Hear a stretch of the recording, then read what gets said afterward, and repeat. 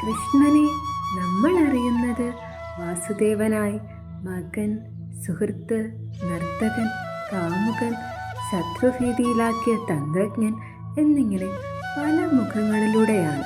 പക്ഷേ അദ്ദേഹം നമുക്കെന്താണ് പഠിപ്പിച്ചു തന്നത്? കൃഷ്ണൻ്റെ ബാല്യത്തിലൂടെ നമുക്ക് പറയുന്ന വലിയൊരു സന്ദേശം, സന്തോഷം വലിയ കാര്യങ്ങളിലല്ല, ചെറിയ അത്ഭുതങ്ങൾ അനുഭവിക്കാനും സ്നേഹിക്കുകയും ചെയ്യുമ്പോഴാണ് ജീവിതം മനോഹരമാകുന്നത് എന്നാണ്. കൃഷ്ണൻ നമ്മോട് പറയുന്നു, സ്നേഹം അർപ്പണവും അനാസക്തിയും കൂടിയാണ്.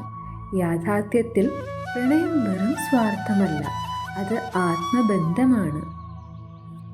ഒരു സ്നേഹബന്ധത്തിൽ വിശ്വാസം എത്രമാത്രം പ്രധാനമാണെന്ന് കൃഷ്ണൻ്റെ സുഹൃത്തുക്കളോടുള്ള അനുഭവങ്ങൾ നമ്മെ പഠിപ്പിക്കുന്നു. തന്ത്രങ്ങൾ വെറും കളിയല്ല, അത് ധർമ്മം നിലനിർത്താനുള്ള വഴികളാണ്.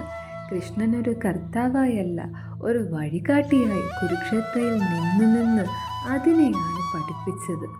കൃത്യമായത് ചെയ്യുക, ബലത്തിൽ ആസക്തി വേണ്ട, അതാണ് കൃഷ്ണൻ്റെ ഉപദേശം.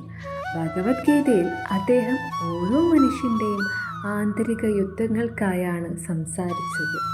ഞാനൊരു ദൈവം മാത്രമല്ല, ജീവിതം എങ്ങനെ നയിക്കണമെന്നുള്ള നിർദ്ദേശമാണ്.